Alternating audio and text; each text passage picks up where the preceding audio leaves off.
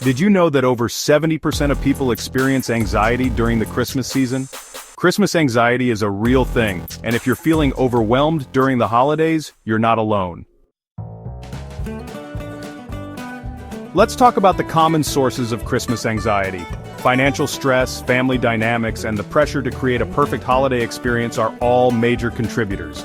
But don't worry, there are practical tips and tricks to alleviate anxiety. Set realistic expectations, practice mindfulness, and create a manageable holiday schedule.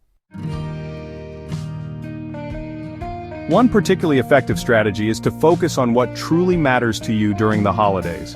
For example, last year, instead of trying to attend every event, I chose to spend quality time with my immediate family, and it made a world of difference.